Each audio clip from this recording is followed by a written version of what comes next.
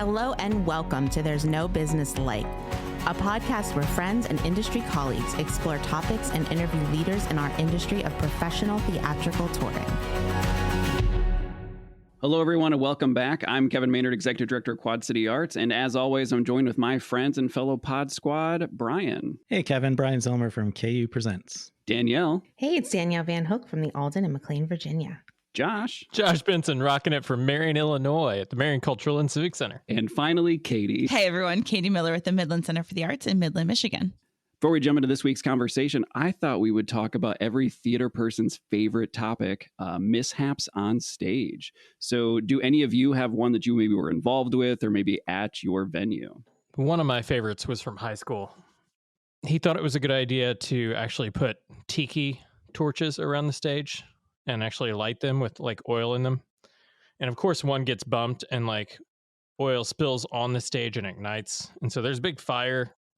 But the kid that's playing Vince Fontaine storms off the stage and starts cussing the director backstage with still having a hot mic and like dropping F-bombs left and right. And it's during a performance and the principal and the superintendent are both in the audience. And I still look back on that and think of it with so much laughter and so fondly to the disaster that almost happened with burning down a school with the theater production, but limiting it to, you know, actually somebody running out on a stage with a fire extinguisher and putting it all out. Just the spectacle with high school production some of the time of just absolute nightmare stuff. Similar hot mic moment. I was in a production of Anything Goes in high school, and I was sitting in the audience because I was not on stage during whatever scene it was. And one of the leads was not to be found backstage. Couldn't find him in the odd. He was late for his cue and everyone's calling for him. And all of a sudden you hear flush. And we all knew exactly where he was. And about 15 seconds later, he strolls onto stage, completely oblivious to the fact that he had missed his cue, and everyone knew he was in the restroom. So that was toilet paper trailing from his foot.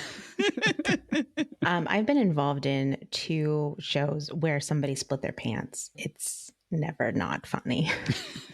And it's never been me, which is why I can say I was in college performing in a 2-person, 1-act show called Joe and Stu's Theater of Brotherly Love and Financial Success, about 2 cockroaches that are living in a theater after the apocalypse. And we got halfway through the act, and all of a sudden my brain went into what a lot of my Broadway performer friends call the white room. And that's where all you see is white. Like you can't think of any thoughts. You don't think of any words or there's no visual cues. Like you're just, everything in your brain is gone. And it was terrifying because I had no little nugget or anything that I could take from. And my partner, who was playing the other role, looked at me, and I could see instead of saving the day, he went into my eyes and also jumped into the white room. And the 2 of us were just standing there. Like it was so awkward and so awful. And honestly, I blanked out whatever happened after that, but somehow we had some horrible ad-libbing and then eventually got back into the middle of the show. But it was a very, very awkward moment. One of my first community theater productions, I was in Our Town. And so I was playing George. There's a scene where he's having a conversation with his father and they're sitting at this table and they're talking, and it's just the 2 people on stage. And it's opening night, and not 10 seconds into this scene that should be 2 minutes long, the guy who's playing my dad has completely forgotten his lines. And he just looks at his watch that he's not wearing and goes, I gotta go. Just walked off stage. well, that's one way to make an exit. that's how I'm going to start leaving meetings. I gotta go. Only if you're not wearing a watch. This week, I had an opportunity to sit down with Adia Morris Swanger, who had an interesting mishap on stage that she shares. I recently met Adia while becoming a facilitator for Springboard for the Arts Work of Art program, which is a program that I absolutely love. And I think it's really incredible work that they're providing at Springboard. But for those who may not know Springboard for the Arts, they are out of Minneapolis with a couple other auxiliary locations. And they're doing some really incredible things regarding professional development for both individual artists and artist organizations, and really providing an opportunity to do comprehensive studies on business skills for artists and income inequality. So they've got some really great stuff on their website, which we will link in the show notes below. So I hope you all enjoy my conversation with Adia as much as I did having it.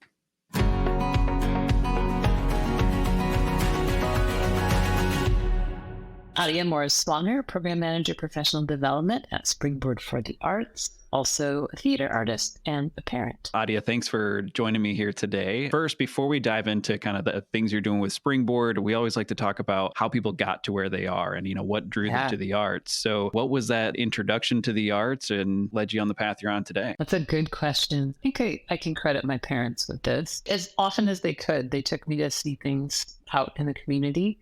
I remember going to, I think, Nutcracker on Ice when I was maybe like under 10, I think. And so I just remember sitting forward on my seat and resting my chin on the back of the seat in front of me because I was super into it. They always thought my sister would be the actor because she was way more dramatic than me.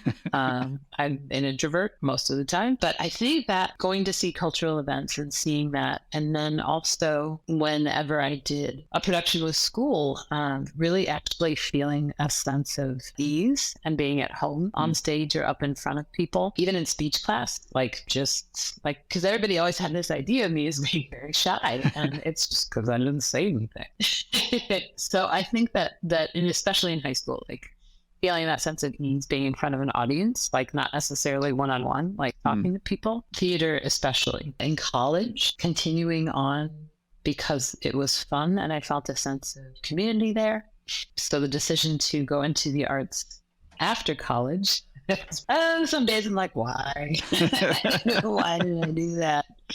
But being that I ask myself every year, like, do I want to keep doing this? The answer is always yes, because I feel like, especially with theater, I mean, I love a good story. Like, I just love storytelling in general, but especially with theater, and now mostly working with young people, not performing as much myself, I think it's so powerful. It's a gift to be able to work in that kind of way. It teaches you to be collaborative, teaches you to be a problem solver. It's like you can't look to somebody else to make it happen at a certain point. Yes, there's a director, choreographer, whatever, but at a certain point, you all have to figure it out together. And I think that's a huge gift. I think your listening skills improve as a theater artist, your perception, like your ability to read a situation, how people are feeling and thinking, because these are the things that you need to do in order to be an actor. Working behind the scenes as well, like working as a team, communicating, your ability to anticipate needs, like to see what's coming next, or what could possibly come next, whether you're on stage, backstage, wherever. It's like, oh, somebody left a prop on stage that's needed, and like another act, and like how are we gonna figuring out together how they're gonna solve that. Sometimes a mice jump on stage. This has happened to me. I was gonna say, I was like, sounds like there's a story there. Yeah. The mouse jumped on stage in the production multiple times that year. It was, it's like we're supposed to be in this rich house, like super wealthy people, and they got mice. Anyway, that I would say that it's not any one thing. Like, I don't know that there's any one thing. I think that it's kind of a slow unfolding of how useful the arts are to just living a very rich life. Sometimes I envy people like my sister who have one job. Oh my gosh. But then I'm like, oh, how would that be? I just went home.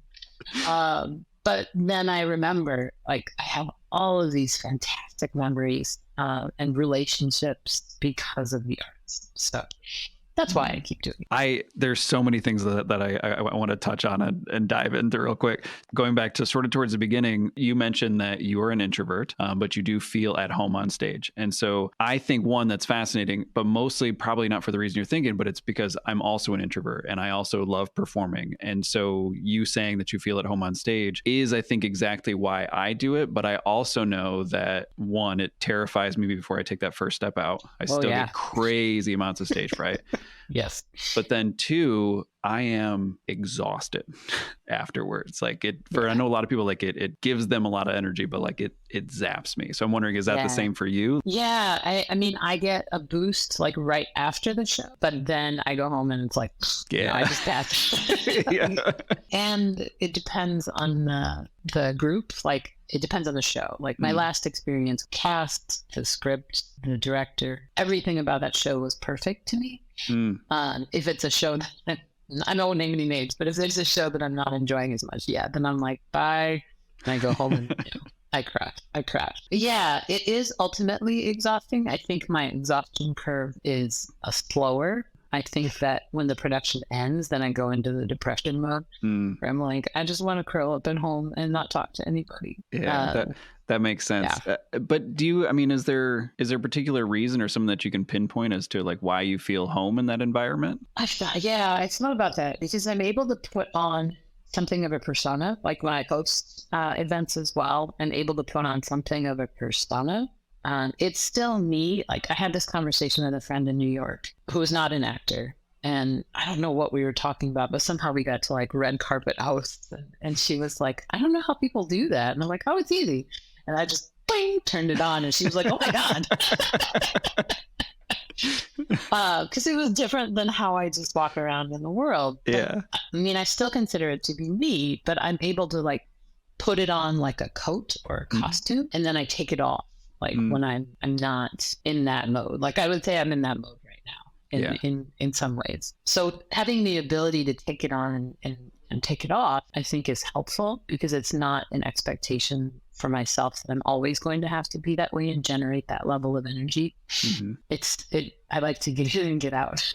And then I go home and I just binge watch something on TV. I know people who are like that all the time, and I'm like, I don't know how you do it. I can't. I can crank it up for a short amount of time. Yeah, being able to take it off, I think is freeing, because I know it's a finite amount of time. Yeah, I mean, even when I'm doing those work of art trainings, it's like the end of those days, I am definitely way more drained. Than a normal day. So the other things you talked about are, almost being jealous of your sister for having, having one job. I always think about that as well, in that I technically do have one job, but there's like, a lot of different events that we go to, a lot of different things that we host, and, all those kind of things. And there are those moments where it's like, man, what's it like to have a 9 to 5 where, you go home. And I think there's probably like the first month of the pandemic, first couple of months, where it's like, oh, this is what it's like. Like, this is right. I kind of like this. And then, start to get a bit stir crazy and go, that's right. Like there's also super rewarding aspects to, going to some of these events, seeing the things that you've been able to put together and pull off. I agree. Yeah. I mean, it was, those first months of the pandemic. I mean, not much changed for us because we were head deep into toddler land. Oh, yeah. So it was like we had a just turned 2-year-old, and so like the days were very much the same as they were before. We were just at home like we always were. But like that, after a few months, it was like, oh yeah, I'm not doing anything extra. There's no extra. And some days I think, maybe I should stop doing this extra thing. But then I would miss it.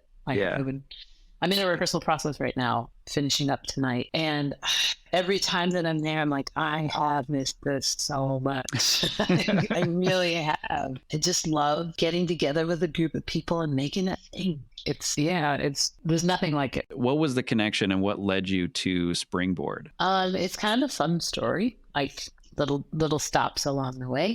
I was aware of Springboard only about the job board when I first came back to town after college and was looking for work. And he's like, you should check out Springboard's job board. And for many years, that's all I knew of the organization. And then I met Molly Chase, who had worked I met her as we were both on an advisory board for a local youth theater company. We ended up talking after that first time that we met. We stood on the corner, like outside, just standing and talking, because she worked at Cartoon Network prior to moving to the Twin Cities. And I was like, oh, tell me all about that. Fully, like, it's cool now, but like, it wasn't cool to like be an adult and watch cartoons before like the last 10, 15 years or so. But yeah, I grilled her and then we just hit it off. And she ended up working at Springboard for a while as a managing director. She somehow, I think she was just mentioning my name. You know, she's one of those people that I credit with like a lot of my career moves in the last 2 years, because she's one of those people that just like mentions your name. And I try to do that for other people too, as often as I can. Like, so-and-so would be great. I ended up applying for a job. I did not get it.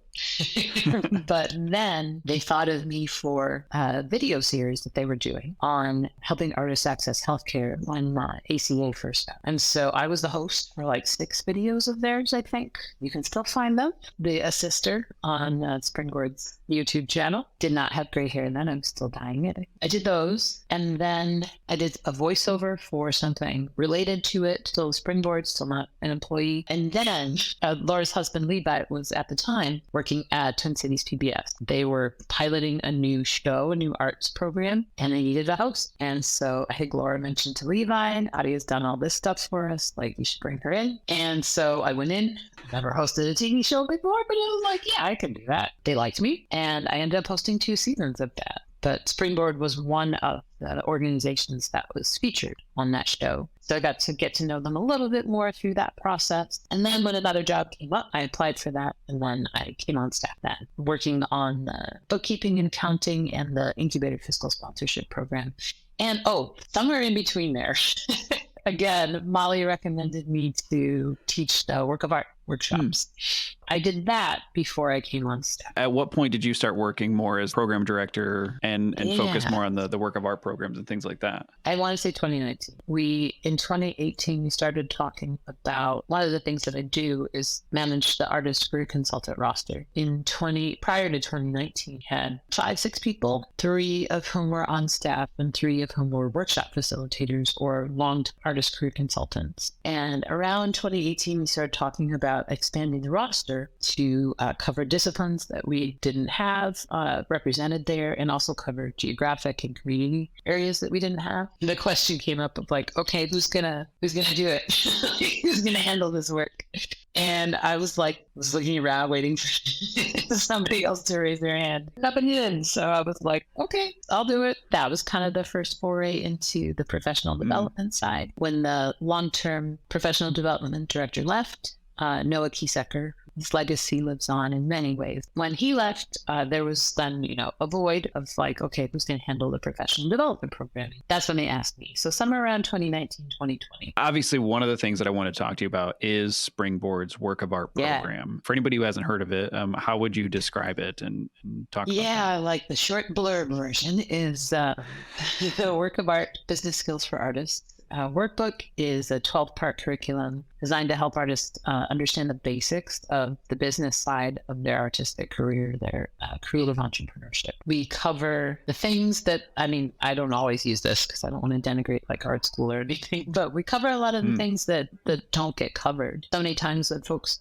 either go in for formal training or they just jump into it themselves. They focus on the creative side of the work, making sure they're like, the craft, the work that they do is as high quality as they can get at the time. But the business side of like, how do I actually run a small business as a single business owner? It never gets addressed in a formal setting.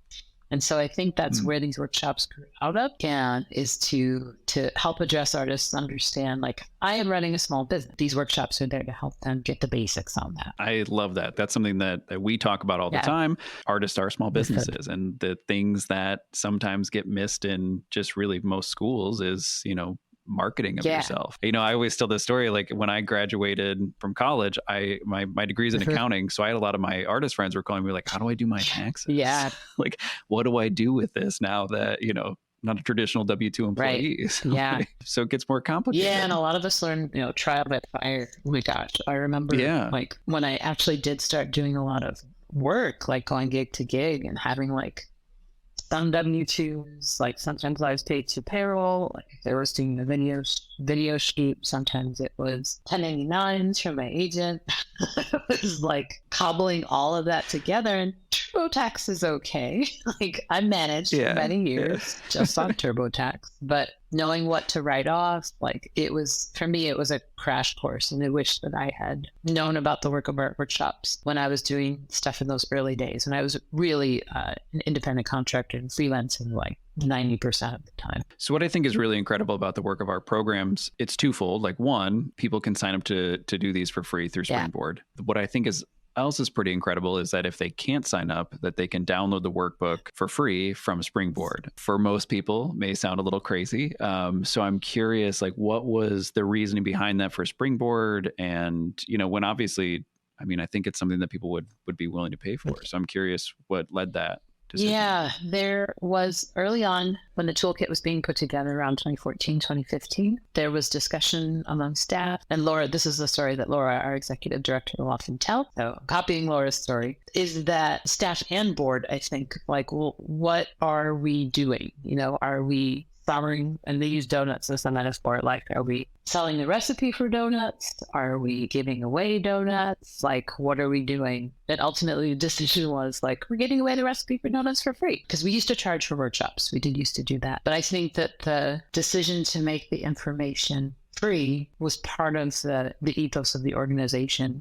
There was sort of a sea change, I think, when Laura came on, and Carl as well, just about wanting to make access one of the guiding principles of the organization and making sure that artists got what they needed with as few hurdles and barriers as possible, which is still something that we work toward and want to do. When they started rolling out these how to do X, Y, and Z toolkits in 2016 and on, that was just this is how we're going to do it. And the workshops followed shortly thereafter. The libraries helped with legacy funding. Here in the state of Minnesota, there's an amendment that says that natural resources and the arts and culture are going to be funded through sales tax in the state forever and ever. Amen. And it's great. It's great to have that, because the library system often uses that funding to bring in workshops from Springboard and others that they might not otherwise be able to do. It also, I think, comes out of like the internet, like information wants to be free sort of philosophy of like, this is stuff that we don't own necessarily. Like, this is wisdom that's been gathered through workshops, through research. And so trying to profit off of it doesn't feel quite right to me. It feels like there's enough out there that people are trying to extract income from people, that this is something that should just be shared and available. I love that. Can you talk a little bit about the different courses, or maybe to highlight a few of them that you think are maybe, I don't know, your favorites or the most beneficial? Career planning is super fun, and mostly because you get to just dream a little bit. You don't actually have to I mean, you do eventually have to like take steps, but I find that career planning is really fun because I like staying in the dreaming phase, thinking about like, well, what do we want to happen, and figuring out the goals for the individual, as opposed to like, this is what I think an artist career should look like. It's like, well, what do I want? What are the unique circumstances of my life that lead me to thinking of a definition of success that works for me? I like that one. Portfolio kit's a lot of fun. That one I think is fun because folks actually get a chance to workshop their artist statement and really talk through it with their peers. I don't know that we always have that opportunity. We may get together with friends, but it's not always in that kind of setting where people are going to give us critical feedback and everybody's there to help each other. That exists in some forms, but not in any regular fashion for a lot of us. I like taking that one. I think that legal considerations is kind of fun. Not everybody's favorite topic. When I took it, I remember when I was training, like part of our training is observation. But when I took it, I remember being really surprised at how my mentality about it flipped. Before it was always like, oh, I'm afraid that I'm going to do something wrong, or I'm afraid somebody's going to do something wrong to me. And the way that workshop works is to focus on the rights a creative individual enjoys as the author of creative work, and how copyright was originally intended to help creatives and not hamper them. I think that that's really powerful, to be able to flip your mindset about legal issues and just taking your power back as a creative, being not intimidated by contracts or engaging an attorney. I think these are useful skills. Anything that makes us feel less terrified is a great thing. I found it to be like, not as like, because I don't I guess I wouldn't always describe myself as an artist, but I think just as like a person with a career, there were a lot of like really great tidbits in there. I mean, the career planning one I thought was really great. Even like time management. I can also see the benefits of the workbook. Like obviously, like there's great benefits of workbook. What I mean is like benefits is that it's been sort of laid out in a way that if you can't make it to those workshops, you could work through it. The workshops definitely help by giving you like examples of how some of those exercises work. But I like that it's all there for the general public. Yeah, that was one of my goals with the 2020 rewrite, is that there were a few units that it felt like if I was doing this on my own, like pricing work, if I was doing this on my own, I would be lost. I wouldn't know where to begin. So one of my goals for the 2020 version was to make it so that it sounded like somebody was talking to me, like talking me through this as I worked through it. That was I'm glad to know that happened. I'm glad to know that goal was achieved. So sort of taking a step back from Springboard, because you described yourself as a few different ways, but you are an actor and choreographer as well as a mother. How do you balance those, I would say, almost like three lifestyles or three main aspects of your life? And then how does that work, even, balancing just a job and then, the creative side? Yeah, I think about this a lot. And I'm always thinking that I'm neglecting someone or something. I mean, the nice thing about working, I know we're not taking a step back from Springboard, but the nice thing about working at Springboard is the understanding that we're all artists, that we all have some kind of creative pursuit. And so there is space and time allowed for that. If I was working, at Ameriprise, I might not be able to do it. At least not as an actor. I think that, not everybody, there's a good portion of theater people on staff here. The visual artists, I think, have a slightly easier time, like fitting their practice around a job or other responsibilities. But theater is very demanding of physical presence. So working here helps. There's a ton of flexibility for that. The other piece is like help.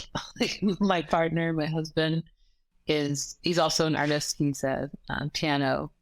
He's a master's in piano, and he teaches piano as well. So there's an understanding with between us of like making space for our creative pursuits and supporting the other person with like childcare, food, taking over the cleaning, etc. Knowing that they're going to be, it's not going to be all the time, but there are going to be these ebbs and flows where one person's just going to have to do more, and being okay with that. And then I would say for the parenting piece, I remember reading, I read a lot of parenting stuff, maybe too much, but the quality of the time is more important than the quantity.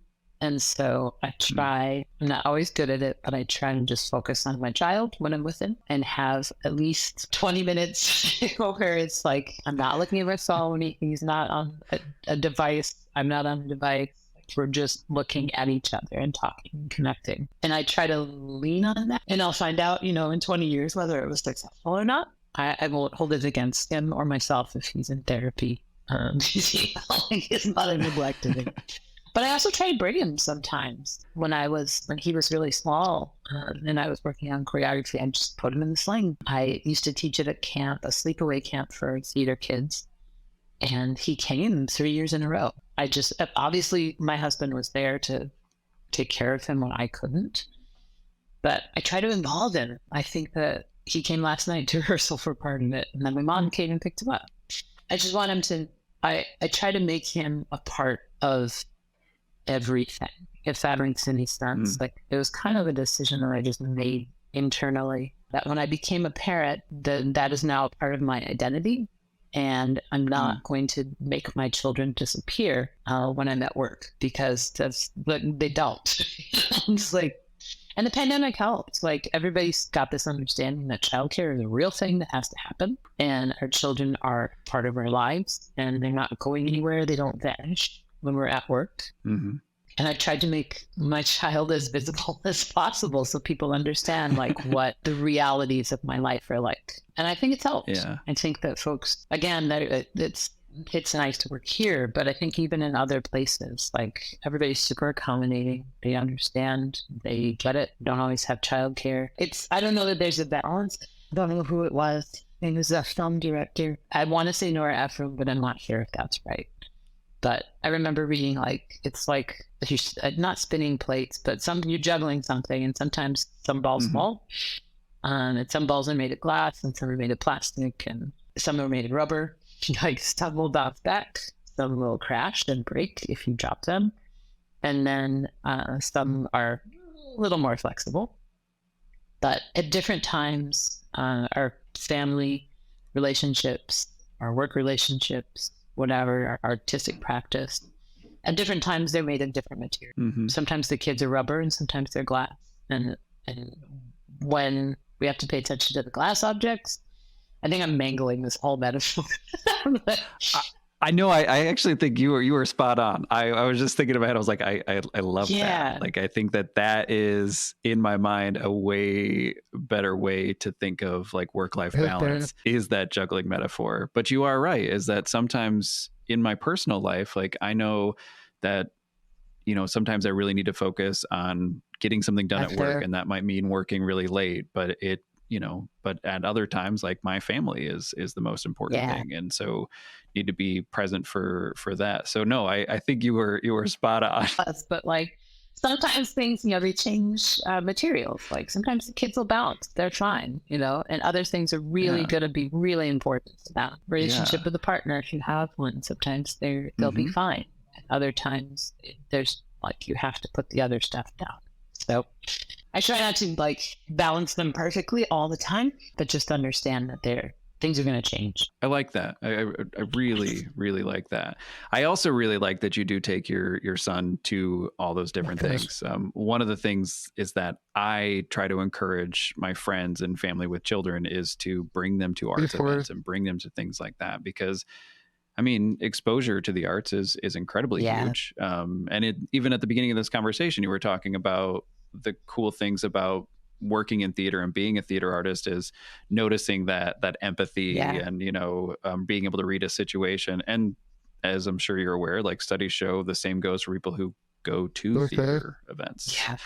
So like those are super important. So like I always tell people, like, bring your kids, like bring them to the gallery. Like we want to see them in here to check out things and ask questions and experience that. My coworker was just in Denmark for a film that she ended up being part of. That's a whole saga. You should ask her about it. She took a picture of a mom and her parent in a gallery in Copenhagen, and the baby, like this small baby, was on the floor doing tummy time. And mom was just walking around and looking at the art and letting the baby be there. I thought that was really, really cool.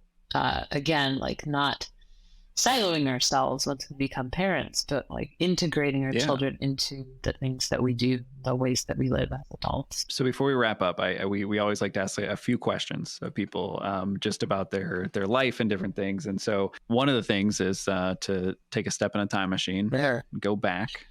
Because as we've talked about, you obviously have learned a lot over the years. Stepping back and to say, right after you're getting out of college and you're going to pursue, the creative side of your life, what advice would you give yourself at that point in time? Probably to not assume. Okay, two things. Yes, assume you know nothing, but also assume you know more than you think, and be okay with being publicly wrong. It's something that I've struggled with, like still working on. I think I stopped myself from doing a lot of new things because I was afraid of people seeing that I didn't know. I was really terrified, and up until very recently, still very terrified of being really bad at something publicly, something that I wanted. And I think that doesn't do any favors for learning new skills or being in new situations. I think I would have recognized my confidence. I would have had more confidence as a 20-something actor. I mean, the thing is, like, I think I had arrogance, not confidence, if that makes any sense. I didn't necessarily believe in myself, but I did foolish things anyway. Like I stepped... I overreached. I mean, and that helped in some ways, but I don't it wasn't real. It wasn't based on anything that I could build on. Have confidence in yourself, but also be humble enough to know that it's okay to be wrong in public, and that's how you learn. If we were to go back to the time when you are having your kid, is there anything that you would advise you to give yourself then? Chill out. You don't have to please anybody with this. I feel like I ran around a lot, rather than just soaking it in and being okay with maybe having a messy house, letting other people help. I think that's something that I've learned over the last 5 years. She's almost 5. Let other people help you. I try to do everything myself because I'm like, I am an avid researcher. Like I said, I read a lot, trying to gather as much information as possible. And I think the flip side of that is that I think I know, like I think I know best, but other people can help. They can help. Like I don't have to do it all myself. And that's one of the things that as I'm about to have my second child, I am embracing and letting people help me. I think that's a good motto just for life in general. Sometimes just letting people help and accepting that you need it and it's okay. Yeah. It's been nice to say if somebody offers something and I'm like, yes, I will take that. Thank you. I will take that. Yeah. I've been trying to be more cognizant of that, of like when offers and things happen, to be like trying to be like, yes, I will do that. But it's because it's not easy, because I think we've got some similarities there. Like I can do it myself. I'm fine. I'm competent. Competent. Right. Somebody let me know I'm competent. Yeah. Last thing I sort of wanted to ask you is, obviously you believe in the work that Springboard's doing. You believe in, the professional development, the work of art program. Is there any advice or suggestions that you would have for folks who are, just starting out in their career, that sort of aligns with that work of art and that professional development side of things? Get familiar with the resources that are out there. Again, it took me way too long to access like the breadth of what Springboard does or understand it. And not that there's a Springboard everywhere, but I think especially for artists of color, don't be afraid to get indoors that you might think that, well, I don't know anything about that space, so I'm afraid to go in there. Because the disparity I see in terms of professional development is often like that boldness to just go in and try anyway, to access these things. And the artists of color, especially that I know who have been successful at, like, they're like, don't be afraid to apply for that grant. Just because, or you get rejected, so what? Apply again. I think a lot of artists are like, if they don't get a yes immediately, they're like, oh, well, then that, I can't, then it becomes a self-fulfilling prophecy. It's like, well, you didn't get it because you didn't try again. And I know it's scary. I totally understand, but I think that it benefits you to go in, and even if you're just sitting there and absorbing the information, to be in spaces that you think maybe you don't belong. Like, again, this maybe goes back to that arrogance I had in my 20s. But I would take the advanced class. I would take the advanced modern class because the teacher that was teaching it was something that I wanted to learn from. And I made a fool of myself, I'm sure. But I learned a lot. And so in that case, I would say be arrogant. Like, show up in places where people don't expect you. And that will only benefit you. Adia, before we go, anything else that you want to talk about, or anything else that you want to just throw in? I mean, thank you. This is that. Oh my gosh. Thank you for having me. I don't get to do this as often as I would like. So just talk generally and have this kind of peer-to-peer conversation. It's really nice. Thank you.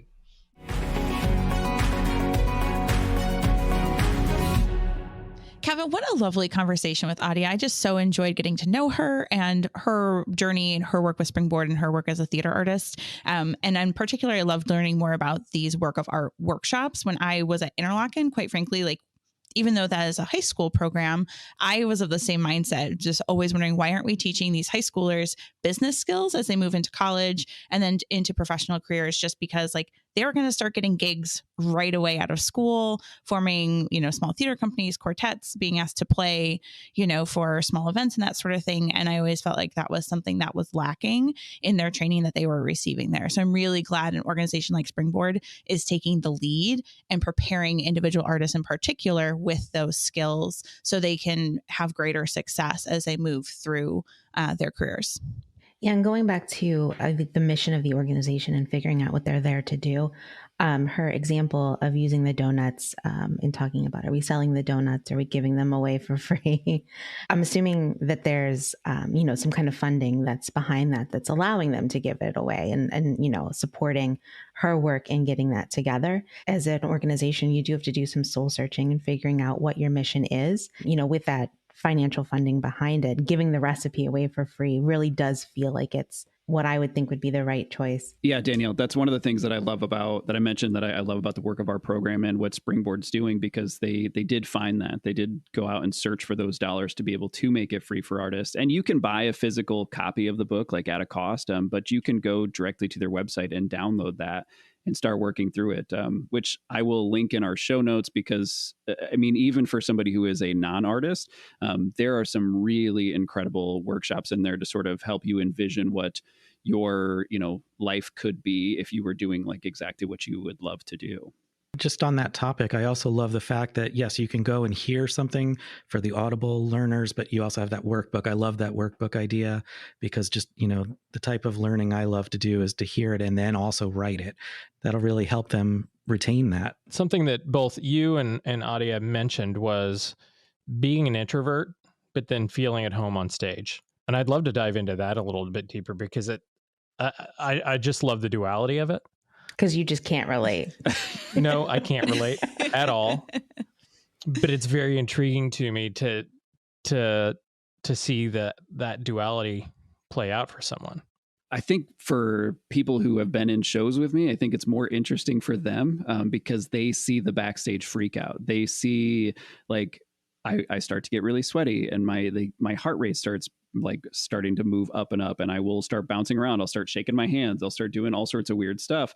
And then as soon as, the curtain goes up or I step out on stage, like, it's just into the show. And I do completely fine, like, once that happens, once the show starts. And I do that for just about everything that I have to do. Like when I have to give a presentation, I do that. I will never forget the first time I had to give a pre-show announcement when I took my first job at the theater. And I was backstage and I was literally dry heaving because I was so nervous to go out in front of this audience. And the artist is there being like, "You're going to do such a great job. Like, you're going to be so good." Wow. She and you also talked about the letdown afterwards and the depression after a show. And part of me wonders if that's due to putting so much energy into taking on something else and taking on a persona on stage, and the culmination of all of it, and then just being completely exhausted afterwards, or if it's part of a community that's created through the rehearsal process and everybody you're in the show with, and then the void of that after the show's over. Yeah, I can't speak for Adia on that one. I don't really get the depression part after a show, or like the letdown, because I've sort of, in my mind, like, you built the thing, like you've put the thing out there, and it is what it is. I do, like, after I have to do anything publicly, like, I crash hard at the end of the night. Like, I just, like, physically and mentally just drained. It's funny, I do feel that depression too, but it's like you said, the second part of what Josh said, it's about the community. You get so close to these people, you're like a family, and then knowing that, you're all going to go and most likely in different directions, and it may be a while, if ever, you see them or work in that kind of environment again. So I always kind of get in that slump right after the show too, when it ends, but it's not so much because of the show ending. It's more of the family kind of breaking up. I also love the discussion that parenting and the demands of the jobs of the arts and the presence of bringing her child with her to things and the acceptance around that, which is beautiful. And I mean, I can speak for here at the theater. My daughter's here with me a lot, and everyone is comfortable with her. The venue logistics coordinator here actually keeps popsicles in the freezer for her. I love the openness and acceptance of bringing your kids with you into the arts, and I think there's a lot of value to having them there and them understanding what you're doing, and then themselves being connected to the arts in that way. But it also speaks to the imbalance of the demands that are there, and then having to actually bring your kid because you're so involved so often. Yeah, I feel like so much you feel like you have to separate yourself or kind of hide the parent role whenever you're in some of these roles. And when she said she likes to make her child as visible as possible, I mean, I love that, because I think in any other aspect of life, of course, that's what you want to do, right? Like they're the greatest thing that you've ever made, and it is one of the unique advantages that we have in this industry. I feel like a lot of times we talk about the disadvantages, but like giving your kid the opportunity to see backstage and to like meet the artists, and as they get older to be more helpful and to see how it all comes together is a really awesome experience for a kid to have. It's really unique. I was also blessed to have that kind of opportunity bringing my kids to work. When I was working in Colorado at the Rialto, my wife and 4 children were still living in Pennsylvania. And one summer I got to bring my 3 older boys, because my daughter was just a baby at that time, out to Colorado to spend the summer with me. And I had nobody to watch them when I was working or anything. So I was able to bring them with me. I'd bring activities. I had a nice size office, at least with a nice table. And, they would do crafts and play on their iPads and whatever. And any chance I had, we'd go and, I'd have them do the rounds with me when we had shows. We had a summer camp. And then we also had an outdoor summer concert series, which was really awesome because they got to spend these beautiful evenings at the lagoon, at the stage, hearing all this awesome music, but also to see me working and do all that with me. So it was a really incredible experience. And I'm grateful that I was allowed to do that. I'd always thought about, like balance as being like everything had to stay even. Like I had to balance everything. And I love this idea of being like, no, like things ebb and flow.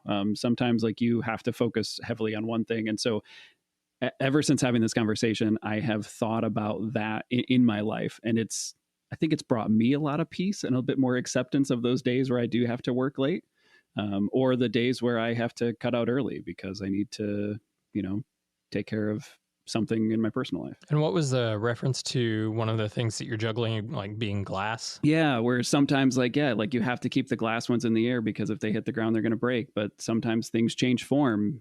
Sometimes your kids are glass and they need your attention right now, but sometimes they're rubber and they'll bounce back and be just fine. I want to thank Adia for being so transparent and so vulnerable in that conversation about the balancing and the parenting and that sort of thing, because frankly, like we as parents are not given a lot of opportunity to talk about those challenges. And it's going to be more important that we do so moving forward if we want things to change and we want things to shift, and those shift that we've seen coming out of the pandemic stick. As a mother, and this is completely from my perspective, and other parents may relate to this or not, but I try really hard to learn from generations before, right? And parents before. And you hear a lot, especially moms in the generation before us, talking about how when their kids leave, go off to school or whatever, they suddenly don't have an identity. They have been so conditioned, and society has told them for so long that you have to put 120% of everything into your children, into your family, that then they are left with nothing afterwards. And they have to soul search and figure out who are you in your career, in your relationship, in relation to your children, the rest of your family. And so I have tried very hard as a professional and as a mother to not let that happen, to be really cognizant of that. And so when she was talking about bringing her kid with her and balancing these identities, it was incredibly meaningful to me, because I have also tried to not hide who I am from my child. Right? He knows that this is the work that I do and how passionate I am about it. And I feel like my coworkers, my friends equally know how passionate I am about my family and raising the best child that I can. And yeah, dropping the glass ball. I love that metaphor as well. And it has caused me to think a lot. Can you somehow bring in cubicle farm? Because I love that term too. I know Josh does too. Well, and so an example of this is like I had an event last week. We had a teacher event in the building, and I had to be here late. So I went and picked up my son from school early, brought him into work with me, and we had to stay late, and we were playing hide and seek in the cubicle farm, right? In cubicle land in the back, because what else were we going to do? So nobody else was there, and he found a little stuffed animal in someone's cube, and we were running around and playing hide and seek and having a grand time. And that is just, and those are memories that he's going to cherish forever. Yeah. Yeah. Yeah. It's just part of what you have to do. And I think this idea of like being holistic in our work-life balance, it was really meaningful and really hit a chord for me. Because I can see two realities, one where that sticks and it is a lot more family friendly and kid friendly, and people understand and are totally okay with us continuing to bring kids to work with us when need be and that sort of thing, or shifting back where you had to split yourself in two and hide. And I think our industry is in general more kid friendly, and I don't know that we fall into a lot of the same traps as other industries where like women in particular have to hide the fact that they have children. There's no photos of your kids on your desk.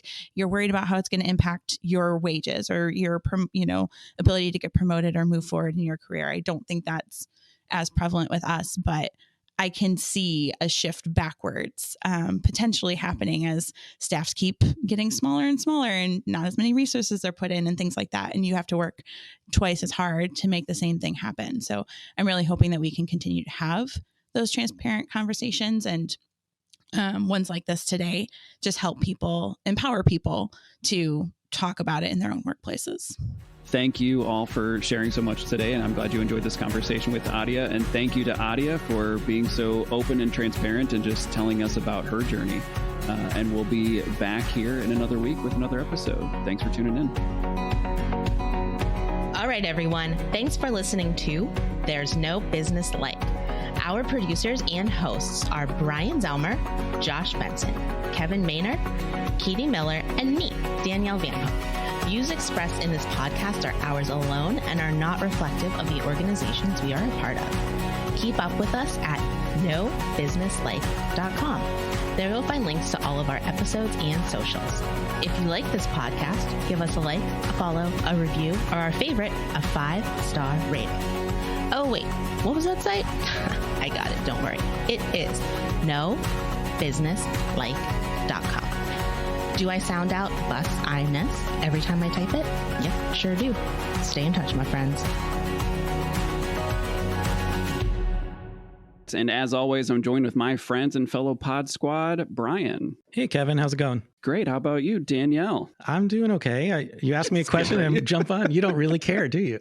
I don't. You asked me, and I was just like, you know what? Okay. Moving past it. And Danielle. Hey, it's Danielle Van Hook. And Josh.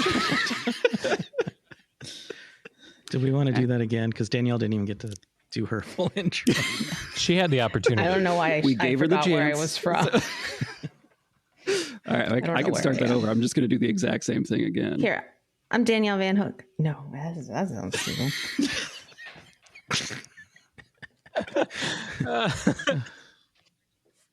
Hello, everyone, and welcome back. I'm Kevin Maynard from Quad City Arts, and as always, I'm joined with my friends, Danielle. Hey, it's Danielle Van Hook from the Alton in McLean, Virginia. And Brian. We lost Kevin to the giggles.